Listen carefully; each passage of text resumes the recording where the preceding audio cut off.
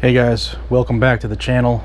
It seems as though the Attorney General Maura Healey has finally delivered the clarification that Governor Baker as well as our legislators had demanded a month ago. And the clarification only makes things more confusing, and it even muddies the waters further. It seems like she's trying to change the law again.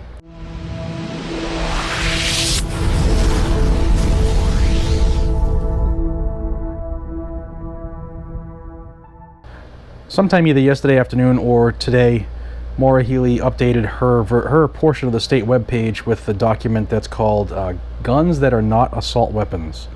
I'm just reading this now as I get home from work, trying to do a quick update. And in preparing myself and reading this, things just got more confusing here in the state. What do I mean? Try to follow along with me. There's a lot of stupidity in this clarification, and there are a couple of good things that have come out of it too, so please stick with me, particularly if you live in Massachusetts. So first, it presents with a quick Q&A. There were 3 questions that it answers or attempts to answer, and the first question is, are there examples or categories of weapons that are not assault weapons? Duh! But apparently they needed to make themselves sound intelligent here. So it says yes, many, I'm going to read this word for word. Many rifles, shotguns, and pistols are not assault weapons, no shit, and therefore are not copies or duplicates of the enumerated assault weapons, blah blah blah blah. And it says, for example, the following are not assault weapons under Massachusetts General Laws, Chapter 140, Section 121. Any handgun on the current version of the state's approved firearm roster. Now, there are 2 lists in Massachusetts of approved firearms to be sold in Massachusetts. The first is from the Executive Office of Public Safety and Security, otherwise known as EOPS, and that has just about every single gun out there that had been submitted to the state for testing, etc. Just about everything's on there. Then there's another list, the Attorney General's list. It wasn't created by Maura Healey. It's been around for a few years, 18 or so, since 93, and that had less firearms than the approved Executive Office of Public Safety and Security list. Where it gets confusing is, here's a quick example.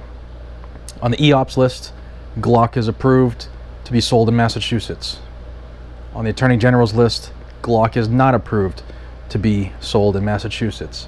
So, 2 lists. Now this one, this thing she put out today, or yesterday, says that any gun on the current version of the state's approved firearms roster.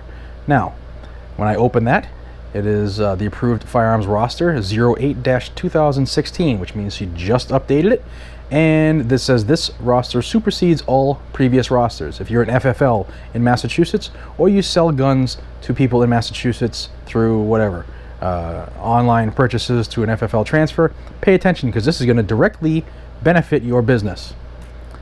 Now I'm just scrolling through, and there's all kinds of firearms on here. Beretta, Charter Arms. Oh look, Glock. Let me show you. Sorry guys, it's been a long day. I'm exhausted, but look, there's Glock. Every model. The 42, the 17, the 17C, a compensated gun. Approved by the AG here in Mass. All of them, every one of them. The 43, the 42, everything. The 10 millimeters, all of them. All the ones that we weren't able to buy in this state.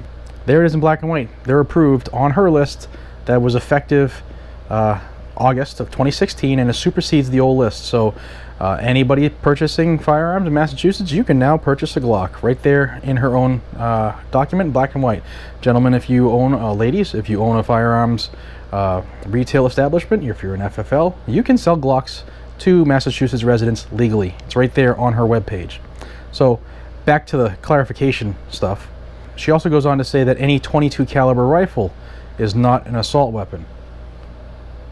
Alright, if you're not familiar with firearms and ballistics, a .223, a .556.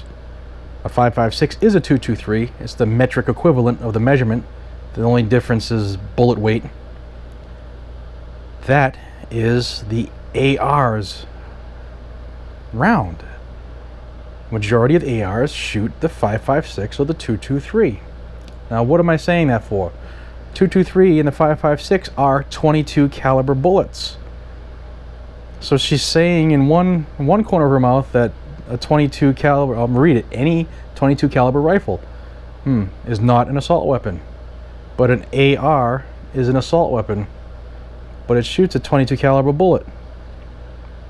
She also goes on to say that you can't retrofit an AR, the evil black guns, the AR, you can't retrofit it to shoot 22 and thus make it a legal weapon now in Massachusetts.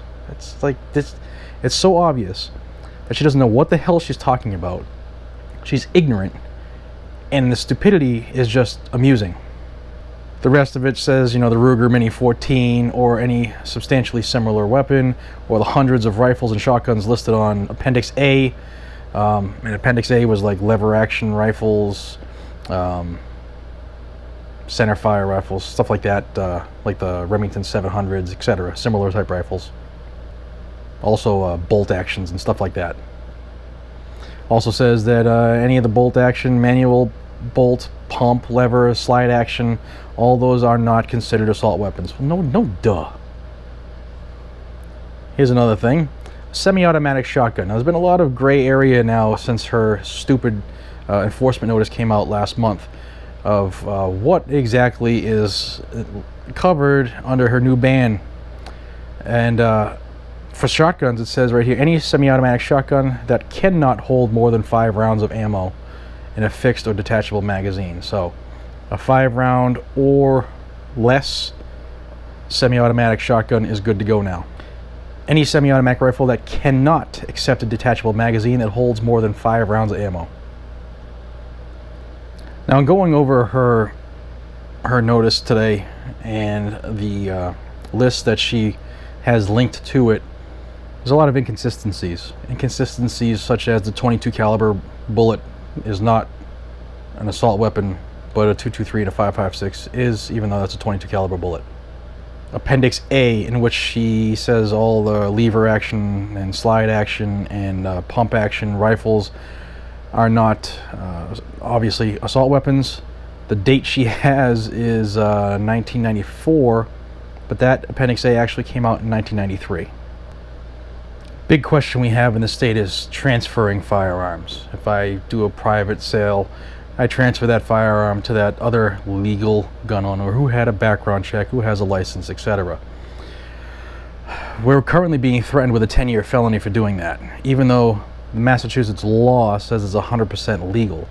So we're kind of in a situation, we're in a situation now in Massachusetts where we don't know what the hell is legal and what's not.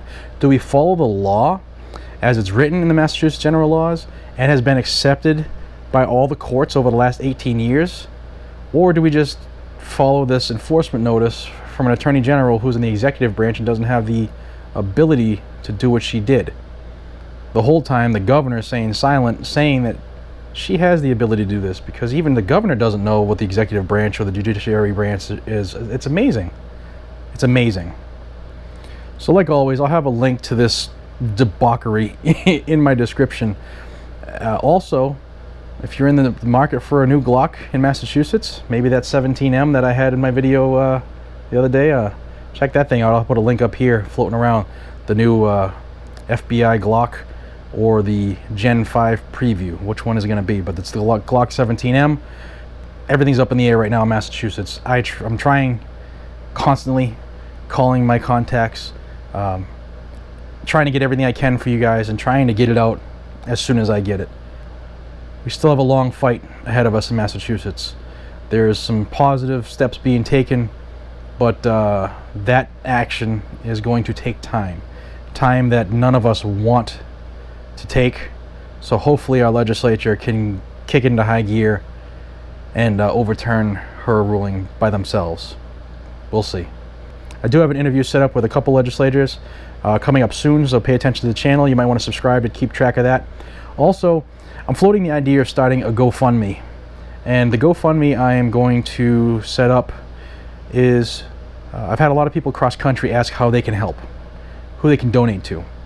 So I figured Guns and Gadgets will start its own a GoFundMe. Never done it. I got to research it, and 100% of the monies that are donated to this GoFundMe I am going to donate to the people fighting for us, Goal, Com2A, NSSF, etc. So keep a lookout for that. Also, I'll put a video once that is live. So stay tuned. I'm trying to help out as much as I can. I'm trying to get as much info as I can, and thank you for your support. Without you guys, I'm just talking to this camera in the middle of the night. So thank you for your support. It's really appreciated, guys. Till the next time, be safe, stay vigilant, and carry a weapon. Take care.